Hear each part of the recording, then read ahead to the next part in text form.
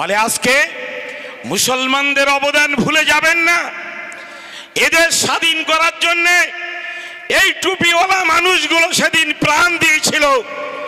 যদি বিশ্বাস না হয় ইংরেজদের লেখা স্বাধীনতা আন্দোলনের ইতিহাসগুলো পড়বেন। আমি জানি নরেন্দ্র মোদী পড়তে পারবেন না, তার স্কুলের ডিগ্রি ঠিক নেই, তার দুটো জন্ম সার্টিফিকেট দু জায়গা থেকে বার করেছেন। কবে নরেন্দ্র মোদীর জন্ম হয়েছিল প্রকৃত তারিখটা বেচারা চা বিক্রি করতে গিয়ে ওটাও ভুলে গিয়েছেন, তার মনে নেই। আজকে তিনি বলছেন মুসলমানদের দলিল দেখব, তিনি বলছেন এনআরসি করব।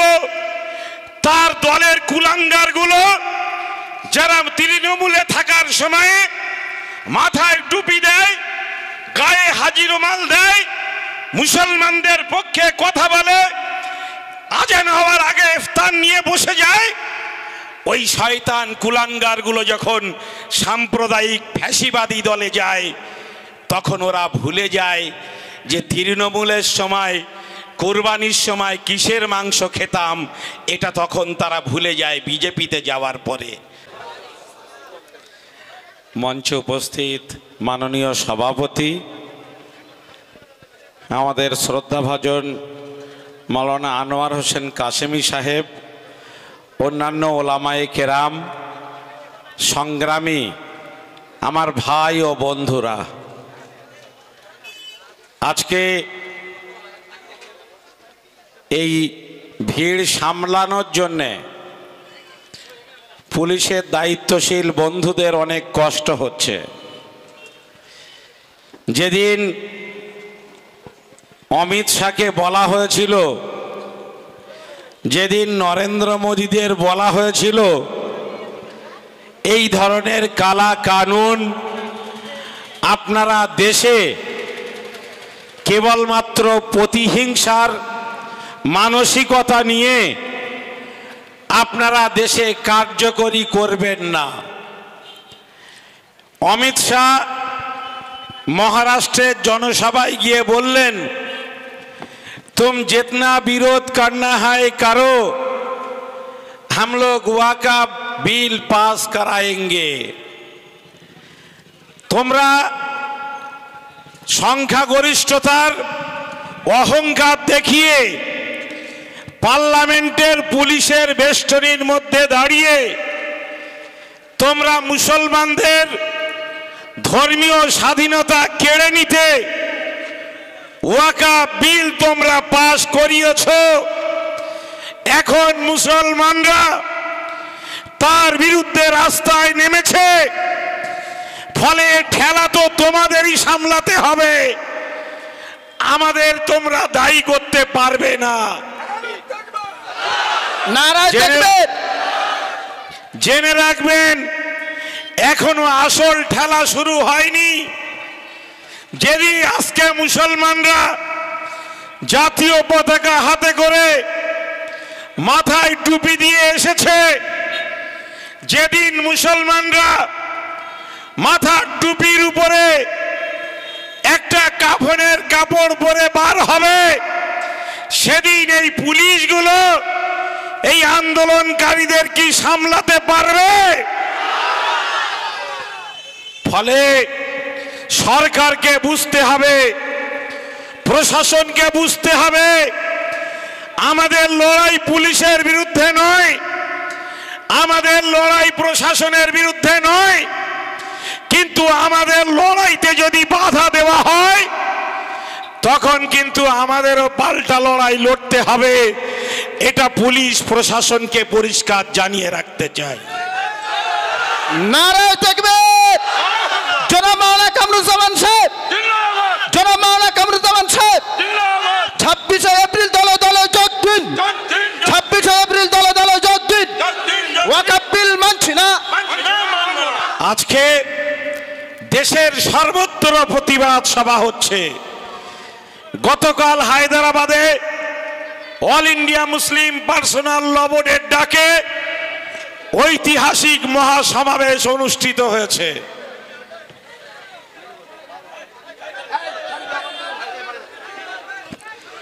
গত পরশুদিন মহারাষ্ট্রে সমাবেশ হয়েছে, কর্ণাটকের বেঙ্গালোরে সমাবেশ হয়েছে।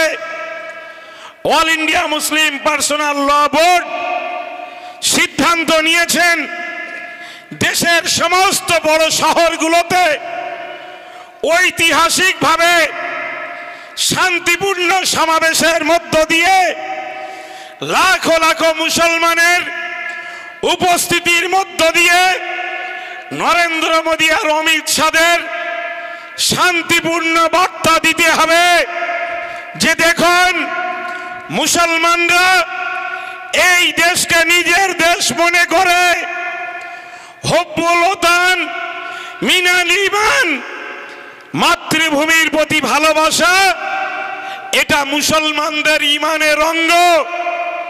তাই মুসলমানরা যেমন দেশকে ভালোবাসে, মুসলমানরা দেশের জাতীয় পতাকাকে ভালোবাসে, মুসলমানরা দেশের সংবিধানকে শ্রদ্ধা করে, মুসলমানরা দেশের বিচার ব্যবস্থাকে শ্রদ্ধা করে, সম্মান করে, কিন্তু মুসলমানদের উপরে কালা কানুন চাপিয়ে দিয়ে মুসলমানদের মসজিদ তৈরির স্বাধীনতা কেড়ে নেওয়া হবে, মুসলমানদের মসজিদ পরিচালনা করার স্বাধীনতা কেড়ে নেওয়া হবে, মুসলমানদের কবরস্থানগুলোকে বুলডোজার দিয়ে গুড়িয়ে দেওয়া হবে।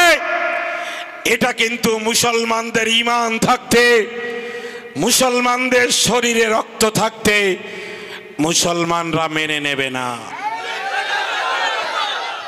কিন্তু আমরা যেহেতু শান্তিতে বিশ্বাস করি, তাই শান্তিপূর্ণ আন্দোলন হচ্ছে।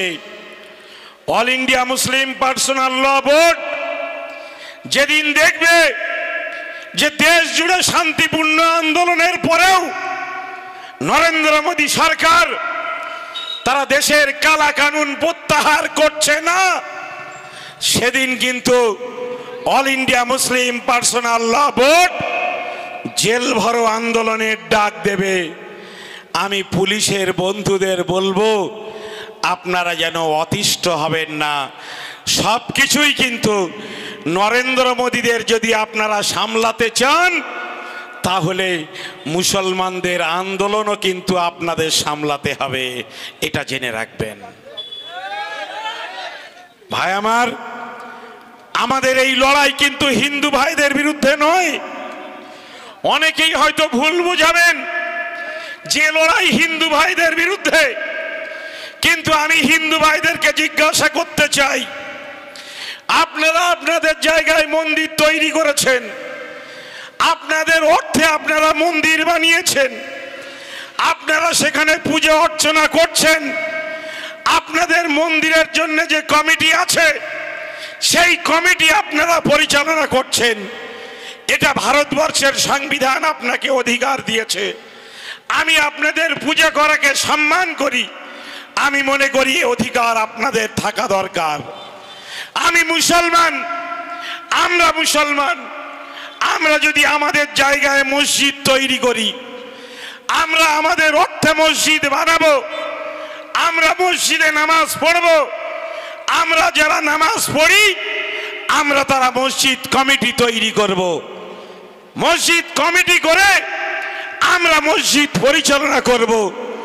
যদি বিজেপি বলে, যদি মোদী সরকার বলে, এই কালা কানুন তৈরি করে তারা বাধ্য করে যে মুসলমানদের মসজিদ কমিটিতে বিজেপির লোকেদের সদস্য হিসাবে দিতে হবে।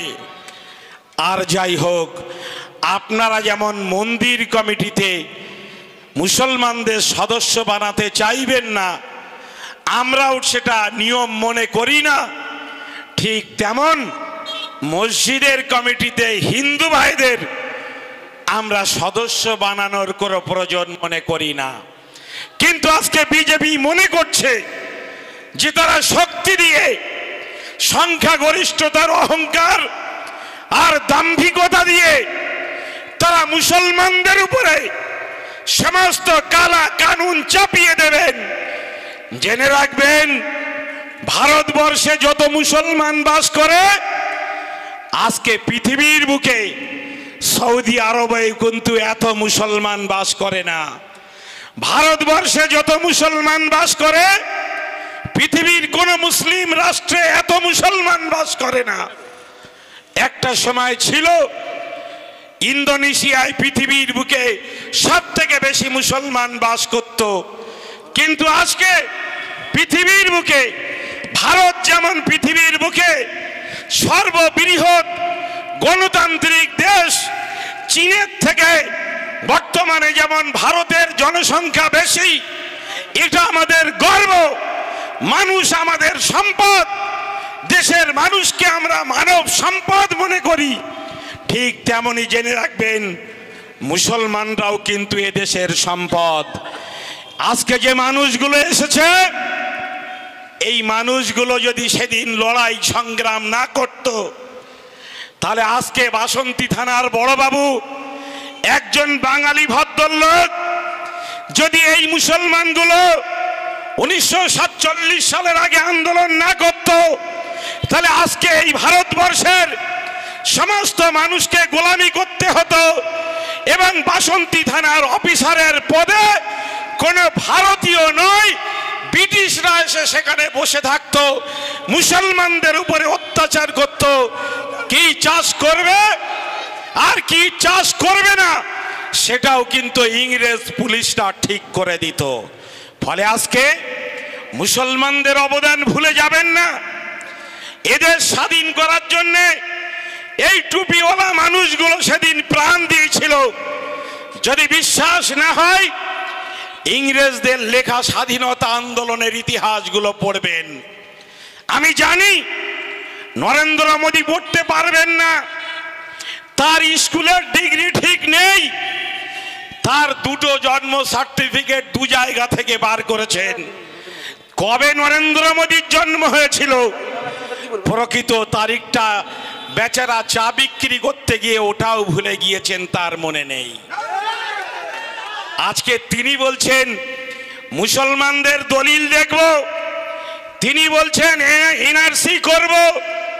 তার দলের কুলাঙ্গারগুলো যারা তৃণমূলে থাকার সময়ে মাথায় টুপি দেয়, গায়ে হাজি রুমাল দেয়, মুসলমানদের পক্ষে কথা বলে, আজান হওয়ার আগে ইফতার নিয়ে বসে যায়, ওই শয়তান কুলাঙ্গারগুলো যখন সাম্প্রদায়িক ফ্যাসিবাদী দলে যায়, তখন ওরা ভুলে যায় যে তৃণমূলের সময় কোরবানির সময় কিসের মাংস খেতাম, এটা তখন তারা ভুলে যায় বিজেপিতে যাওয়ার পরে। ফলে তাদের বুঝতে হবে এই দেশ হিন্দু মুসলমান শিখ ইসাই সবার দেশ। এই দেশের আইন কোনোভাবে চাইলেই বদলানো যাবে না। ধর্ম পালন করা এটা মুসলমানের মৌলিক অধিকার, হিন্দু ভাইয়ের মৌলিক অধিকার, শিখ ভাইয়ের মৌলিক অধিকার, তার মাথায় পাগড়ি থাকবে। তেমনি ভাবে মুসলমানের মৌলিক অধিকার কামরুজ্জামানের মাথায় টুপি থাকবে।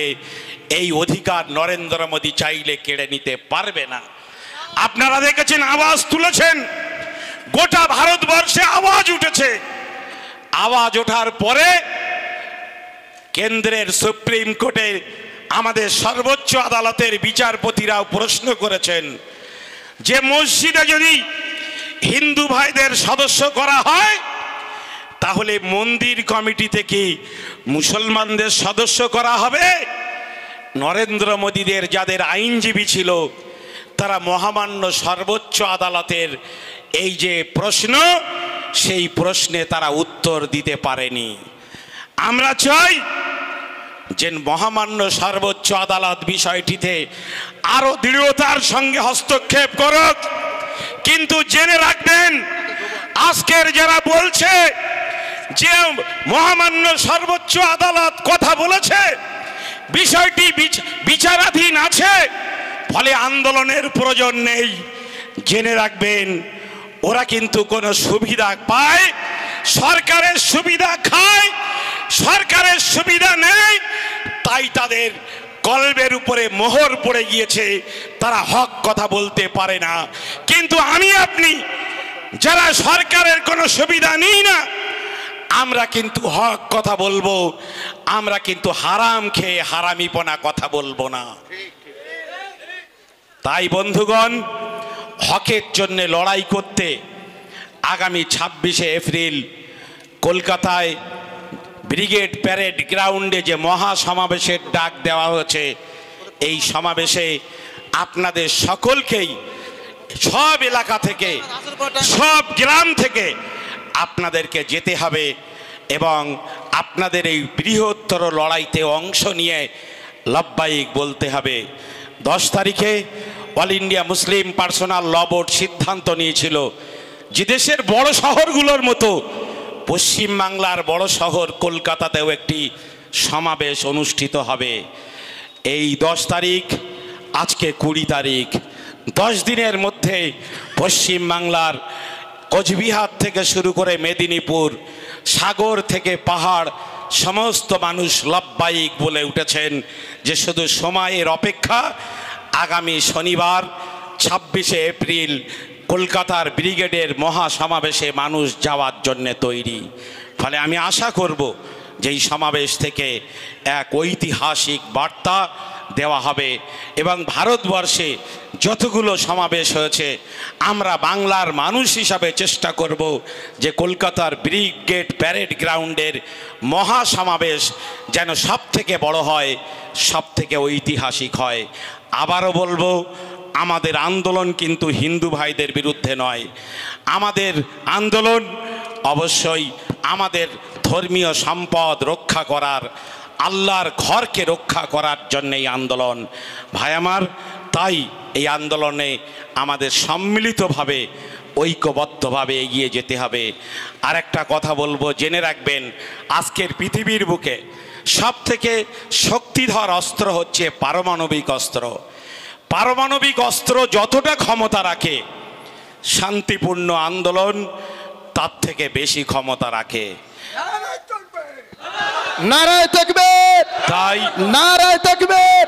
তাই আমাদের সমস্ত আন্দোলন হবে শান্তিপূর্ণ আন্দোলন। 10 তারিখে অল ইন্ডিয়া মুসলিম পার্সোনাল ল বোর্ডের পক্ষ থেকে যেদিন থেকে ঘোষণা হয় যে ব্রিগেড প্যারেড গ্রাউন্ডে সমাবেশ, বিচ্ছিন্ন আন্দোলন নয়, তারপর থেকে দেখবেন যে সমস্ত মানুষ ব্রিগেডের দিকে তাকিয়ে আছে। এলাকায় সমস্ত অশান্তি দূর হয়েছে এবং সবাই মনে করছেন 20 তারিখ যে বার্তা নেব, সেই বার্তা নিয়ে এসে পরবর্তী আন্দোলন আমরা সিদ্ধান্ত নেব। ফলে আশা করি আপনারা কলকাতায় শান্তিপূর্ণভাবে যাবেন, শান্তিপূর্ণভাবে আসবেন। কেউ প্ররোচনা দিলেও আপনারা অনুগ্রহ করে সেই প্ররোচনায় পা দেবে না। অনেকেই ফাঁদ পাততে চাইবে, সেই ফাঁদেও আপনারা পার দেবেন না। যাওয়ার সময় কোনো স্লোগান দেবেন না। জাতীয় পতাকাই একমাত্র রাখুন, এটা আমাদের দেশের গর্বের পতাকা। অন্য কোনো পতাকাও আপনাদের নেওয়ার দরকার হবে না। যাবেন, রাস্তায় স্লোগান দেওয়ার দরকার হবে না। ব্রিগেডে গিয়ে যখন মুসলিম নেতৃত্ব স্লোগান দেব, সেই গলায় গলা মিলিয়ে আপনারা স্লোগান দেবেন। সেদিন সেই স্লোগানের আওয়াজ যেন দিল্লি পর্যন্ত পৌঁছায়, সেই চেষ্টা থাকবে ইনশাল্লাহ। সকলের শুকরিয়া আদায় করে আমার অন্যান্য ভাইরা আছেন, যেহেতু আমার আরও 4-5টা প্রোগ্রাম আছে, জানি না কটায় অংশ নিতে পারবো, তাই একটু আগে ভাগে আপনাদের সামনে কথা বলে নিয়ে আমি বিদায় নিচ্ছি। দোয়া করবেন ব্রিগেড সমাবেশের সাফল্যের জন্যে, আপনারা সবাই দোয়া করবেন আল্লাহ যেন আমাদের এই শান্তিপূর্ণ আন্দোলনে কামিয়াব করেন, আর এই শান্তিপূর্ণ আন্দোলনের মধ্য দিয়ে মোদি সরকারকে যেন বলিষ্ঠ বার্তা আমরা দিতে পারি। আসসালামু আলাইকুম, আল্লাহ হাফেজ। অসংখ্য ধন্যবাদ আমাদের প্রাণপ্রিয় ভাইজান কামরুজ্জামান ভাইকে।